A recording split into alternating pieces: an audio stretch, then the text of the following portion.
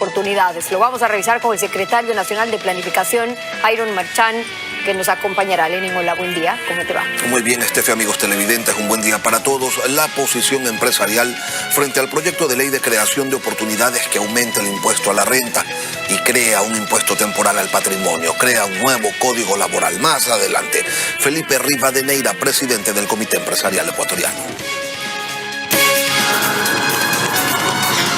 La actualidad, los protagonistas, el análisis y la información en Contacto Directo.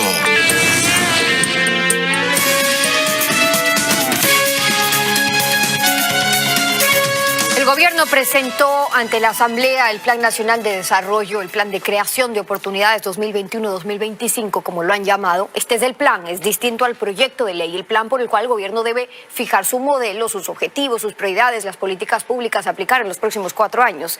Jairon Marchán, secretario nacional de Planificación, nos acompaña. Bienvenido a Contacto Directo.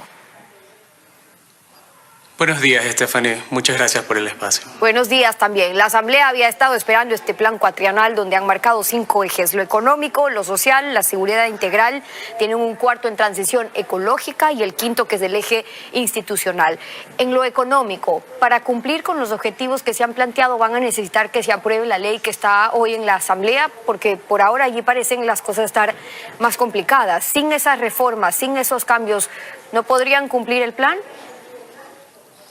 Primero, Stephanie, déjeme decirle a todos los ecuatorianos que este plan se ha fijado las metas más ambiciosas de los últimos 15 años. Tenemos establecidas 10 macrometas en las cuales establecemos, en primer lugar, atraer a inversión extranjera por un monto de alrededor de 30.000 millones de dólares, tanto local como internacional, lo cual nos va a llevar como en segunda etapa a crecer a un 5% al año 2025 y tendrá como resultado lo que los ecuatorianos más anhelan en este momento: la creación de 2 millones de empleos.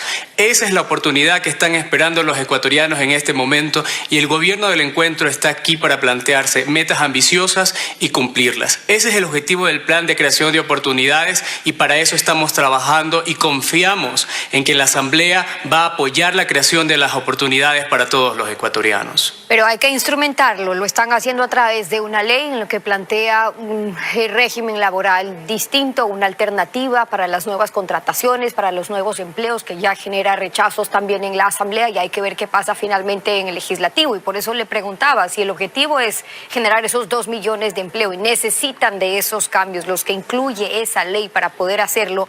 Vale decirlo y dejar en claro que el gobierno va a necesitar que esas reformas se aprueben de la manera que sea. Si la Asamblea bloquea, sería ir a consulta, o si no lo rechaza o lo aprueba, será que entre por el Ministerio de la Ley. Pero las diferencias de allí son los tiempos. Ir a una consulta, ¿cuánto tiempo les puede tomar? Y que los cambios que se proponen, que se apliquen, no cuando una ley sea publicada en el registro oficial, sino en meses. ¿Cómo alteraría este plan económico? En tiempos me refiero. Estefi, aquí lo importante es saber que estamos trabajando para esos 7 de cada 10 ecuatorianos que hoy no tienen empleo estable, formal o con un sueldo digno. Y es para eso que se ha presentado esta ley de creación de oportunidades, para poder viabilizar este plan con estas metas ambiciosas que se ha planteado el gobierno del encuentro. Y por eso hoy, le repito, la Asamblea tiene una gran oportunidad para apoyar la creación de oportunidades, porque es para todos los ecuatorianos. Y para si no apoya, ¿cuál es el 3 de plan? cada madres que no tienen empleo. Y eso es lo importante. Y entendemos que toda la ley tiene que ser discutida, que tiene que ser consensuada y que para eso está el diálogo democrático y que estamos abiertos a conversar con todas las fuerzas políticas para poder crear las oportunidades que todos los ecuatorianos necesitan. Lo que a ustedes les corresponde, me refiero en la planificación en este cuatrianual, es ver qué va a pasar en los próximos 4 años. Por eso mi pregunta va un poco inclinada, más allá de la expectativa, fe y esperanza que puedan tener de lo que vaya a ocurrir en la Asamblea. ¿Cuál es el plan del gobierno en el caso de que no pase desde el legislativo y por ende el camino sea una consulta popular en la planificación que ustedes han incluido? Si se pierden 3, 6 o 7 meses hasta tener esos resultados en una consulta para que puedan ser aplicados esos cambios, ¿cómo altera eso su plan cuatrianual? ¿Lo tienen contemplado? Estefi, el gobierno del encuentro respeta las instituciones democráticas y la primera institución democrática en este momento que está tomando el protagonismo en el tratamiento de la ley de oportunidades es la Asamblea Nacional. Y agotaremos todos los mecanismos democráticos para poder alcanzar nuestros objetivos y no descartamos eventualmente llegar a una consulta popular porque el pueblo ecuatoriano quiere oportunidades. Queremos crear 2 millones de empleos y los ecuatorianos se merecen esos 2 millones de empleos porque ya están cansados de no tener un empleo formal, digno o bien pagado. ¿En qué puntos, en qué medida este Plan Nacional de Desarrollo se está ajustando también a los pedidos para alcanzar ese financiamiento, los pedidos del Fondo Monetario, en cuanto a correcciones en el gasto, en cuanto al tamaño del Estado, subsidios, por ejemplo, que son 3 temas que preocupan? El ministro de Finanzas ha sido claro al decir que la meta de este gobierno al final del periodo es llegar a un déficit cero y para eso estamos trabajando. Y hay que tener en cuenta que la mayor parte de la inversión social, la mayor parte del gasto público se hace en doctores, en seguridad y en educadores. 7 de cada 10 dólares se destina a esos rubros y son los más importantes, los vamos a cuidar y vamos a seguir trabajando para seguir brindándole a los ecuatorianos las oportunidades que se merecen y que hoy están demandando. Es decir, que en el plan no se ve una mayor reducción de esa masa laboral partiendo de que la gran mayoría está destinado a salud, educación, etcétera. Es decir, que hablar de un Estado obeso como se hablaba, entonces, ¿en qué lugar corresponde? Y el último eje del Plan Nacional de Creación de Oportunidades es el eje institucional y en el cual abordamos el uso eficiente y el buen uso sobre todo de los recursos públicos y la lucha contra la corrupción. Y es en ese eje donde le estamos apuntando a crear un Estado sólido, eficiente y pequeño. Y ya estamos trabajando para lograrlo y los próximos días ustedes van a tener conocimiento de las acciones. Ok, pero trabajando en un tema de eficiencia, no necesariamente en una reducción de la masa laboral, del personal. Todos los ecuatorianos deben estar tranquilos de que los servicios públicos van a mantener la calidad e incluso aumentarlas, porque ese es el compromiso del gobierno del encuentro, brindar oportunidades de todas las maneras y herramientas que tenemos a nuestro alcance, salud, educación, con nuestro plan de apoyo al combate a la desnutrición infantil, que es tan ambicioso porque hoy por hoy 3 de cada 10 niños están desnutridos o están con sobrepesos, y esa es la verdadera importancia.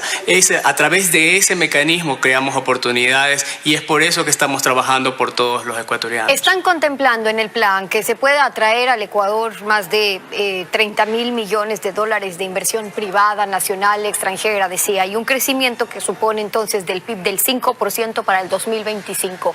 ¿Con qué incentivos para lograr esa meta?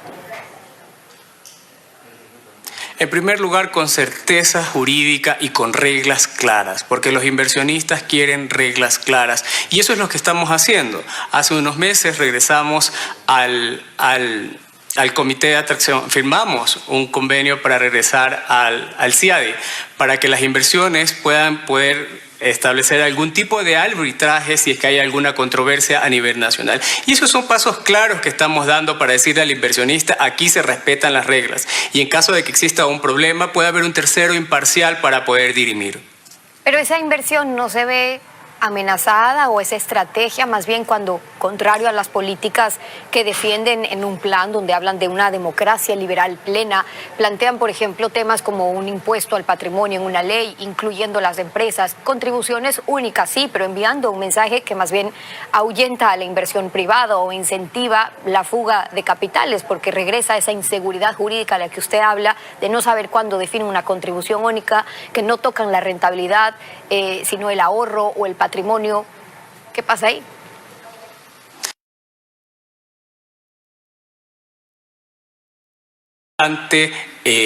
Turbulenta, por decirlo así. Hemos heredado un déficit de más de 7.000 millones de dólares y hicimos frente a la pandemia con éxito. Vacunamos a 9 millones de personas en 100 días. Y este es el momento para que por una sola vez los que más tienen puedan apoyar a sacar adelante al país. Y eso es lo que presenta la Ley de Creación de Oportunidades y no afecta para nada a la creación a la atracción de inversiones. Al crearlo por una sola vez, igual trastoca principios o conceptos que han definido, es decir, que el patrimonio no sea igual a la rentabilidad. Hoy, por ejemplo, el sector agropecuario les está diciendo, oiga, tenemos un gran patrimonio, pero estamos quebrados, no aguanta un impuesto en base al patrimonio. De ninguna manera, Steffi. De hecho, la Ley de Creación de Oportunidades establece que solo aquellas empresas que en el año 2000 tuvieron más ventas que en el 2019, es decir, aún en pandemia tuvieron más ventas y que tienen un patrimonio de más de $1 millón, puedan hacer una contribución única. Cuando son empresas, pero cuando son inmuebles... Ya que usted mencionaba los principios, hablamos de principios de corresponsabilidad y de solidaridad con la sociedad ecuatoriana. Esos son los principios que fundamentan el gobierno del encuentro y que queremos ejecutar para que de esa manera alcanzar todas las oportunidades que quieren los ecuatorianos en este momento. Ok, pero hacen una diferenciación cuando se trata de las contribuciones al patrimonio, cuando son compañías y cuando es el patrimonio familiar. Ahora, ¿no se repiten en el plan errores del pasado cuando a pretexto de defender la dolarización se sigue justificando, como lo ponen en el plan, medidas de política económica y financiera que contribuyan a la sostenibilidad de la balanza de pagos? O sea, continuar con ciertas restricciones al comercio internacional, el ISD, el impuesto a la salida de divisas, aranceles, etcétera. Un poco por ahí sigue la línea, porque no se pueden hacer cambios que no supongan entonces progresividad y gradualmente en estos 4 años. De ninguna manera, Steffi. Hemos sido claros en el eje económico del plan que nuestro objetivo es atraer inversiones, crear crecimiento económico, disminuir la pobreza y comerciar con el mundo, porque este es el gobierno del encuentro donde queremos, como ha dicho el señor presidente Guillermo Lasso, más Ecuador en el mundo y más mundo en el Ecuador. Y empezamos hace unos meses bajando los aranceles de más de 600 partidas para abaratar la vida de los ecuatorianos y mandando un mensaje claro al mundo, que Ecuador está abierto al mundo y listo para hacer negocios. Esa es una primera línea en cuanto a los aranceles, pero preguntaba yo, en la manera en que lo justifican en el proyecto un poco es argumentando por qué no se van a poder dar otros saltos en un mediano o corto plazo, me refiero a impuesto a salida de divisas, otros temas arancelarios o restricciones cuando el incentivo, o más bien cuando el objetivo es ir a esa apertura comercial. Hemos dado señales claras de estar comprometidos con la atracción de inversiones y con la apertura comercial. Dicho sea de paso, el señor presidente firmó un decreto hace pocos meses en el cual eliminaba el impuesto a la salida de divisas para las aerolíneas, para incentivar el turismo, ese sector tan golpeado por la pandemia y que en este momento necesita reactivarse, como el resto de sectores de la economía, y en esa línea vamos, Steffi, porque nuestro compromiso es crear oportunidades para todos los ecuatorianos. Un cambio de modelo, que es lo que se ofrecía, implica saltos estructurales para salir de la dependencia del Estado obeso, apostar por un Estado eficiente que dé impulso al sector privado, que es lo que se ofrecía, pero de la mano de incentivar la competitividad, la producción, disminuir impuestos, que han sido las propuestas, no lo contrario. Ahora están buscando aumentar, tienen la necesidad de aumentar la recaudación tributaria. Uno de los cambios propuestos en el proyecto está eliminar las exenciones tributarias al impuesto a la renta, es decir, que no se puedan descontar ciertos gastos personales para el cálculo del impuesto a la renta. Pero no es volver al ciclo, sí que son pocos los que ganan más de X o $2.000, pero no están tocando los propios conceptos otra vez de más impuestos, menos poder adquisitivo, afectan al consumo, la demanda, impactan en la producción, repitiendo esos círculos que se ha criticado. Steffi, dejemos algo en claro y que todos los ecuatorianos me escuchen. El 97% de los ecuatorianos estarán libres de los efectos de esta reforma que usted menciona, porque trabajamos para la mayoría de los ecuatorianos, aquellos que hoy no tienen empleo, esos 7 de cada 10 ecuatorianos que están en la informalidad, en el desempleo, en el subempleo, y es por ellos que trabajamos. El gobierno del encuentro se preocupa por aquellas necesidades más sentidas y en este momento esa necesidad es la creación de empleo. Y esos son algunos de los argumentos por los que el gobierno está defendiendo su plan. Jairón Merchán, secretario nacional de Planificación, el Plan Nacional de Desarrollo 2021-2025, acompañándonos hoy en Contacto Directo. Muchas gracias por haber estado con nosotros. Gracias, Stephanie.